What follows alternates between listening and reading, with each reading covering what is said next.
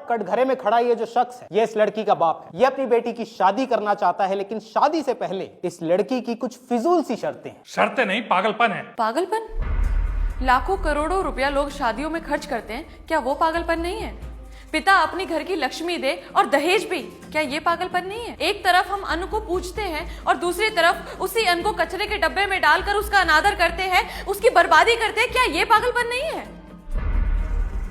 शादी शादी ना होकर एक स्टेटस सिंबल बन गया है। जिसके पास जितना पैसा उतनी पैसे की बर्बादी। लाखों रुपया शादियों में खर्च कर देंगे, लेकिन वहीं अगर आपकी शादी में एक गरीब आदमी आकर खाना खाता हुआ पकड़ा जाए तो उसे मार पीट कर इतना जलील किया जाता है कि मानो आपकी 4 चांद लगी शादी में उसने एक धप्पा लगा दिया। ऐसी शादी को मैं शादी नहीं मानती हूँ जज साहब। इसलिए शादी के लिए मेरी अपनी कुछ शर्तें हैं। क्या शर्तें हैं तुम्हारी? शादी में दहेज ना दिया जाए। लेकिन दहेज तो लड़के वालों ने मांगा ही नहीं है जज साहब। AC, cooler, TV, washing machine, 5 lakh रुपए और एक गाड़ी, ये सब क्या है पापा? ये सब बेटी हम तुझे दे रहे हैं, लड़के वालों को नहीं। ये आप इसीलिए कह रहे हैं ताकि समाज आपको ये ताने ना दे कि आपने खाली हाथ अपनी बेटी ससुराल भेज दी। और क्या शर्तें हैं तुम्हारी?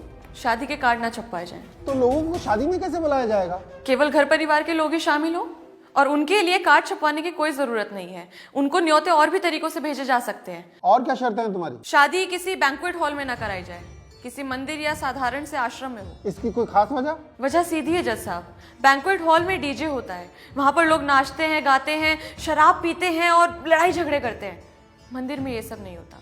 वहाँ डीजे का शोर नहीं होता, वहाँ घंटियों की मधुर ध्वनि होती है। वहाँ पर शराब नहीं होती, वहाँ प्रसाद होता है।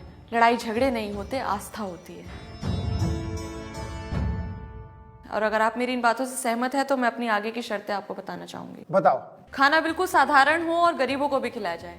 किसी के साथ भी पैसे या किसी भी वस्तु का कोई लेन देन ना हो। इन शर्तों के साथ कौन शादी करेगा इससे? अगर मेरी शर्तों में आपको कोई गलती, बुराई या त्रुटि नजर आ रही है तो आप मेरा विरोध कर सकते हैं, मुझे कोई आपत्ति नहीं है जज साहब। लेकिन क्या तुम्हें लगता है कि तुम्हारे ऐसा करने से लड़के वाले शादी के लिए हाँ बोल देंगे? पता नहीं जज साहब, पर मैं इतना जरूर कहना चाहूंगी, अगर वो ना करते हैं तो मुझे इस बात का जरा भी दुख नहीं है।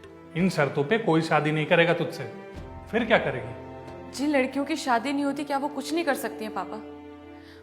आपको तो मुझ पे गर्व होना चाहिए कि मैं समाज के उस बदलाव के बारे में बात कर रही हूँ जिससे दहेज, घरेलू हिंसा, आर्थिक समस्याएं जो शादी में रुकावट पैदा करती है, उनको जड़ से खत्म किया जा सके। ये सामाजिक संतुलन की एक सीढ़ी है जज साहब, और मैं कोर्ट से ये अपील करना चाहूंगी कि शादी के लिए कुछ ऐसे नियम, कुछ ऐसे कानून बनाए जाएं जिससे समाज की ये कुरीतियां खत्म हो। पहले भी लोगों ने सामाजिक व्यवस्था को बदलने के प्रयास किए हैं और उन्हें पागल घोषित कर दिया गया, पर आज उन्हीं प्रयासों को, उन्हीं बदलावों को सही ठहराया गया है। शायद हो सकता है मैं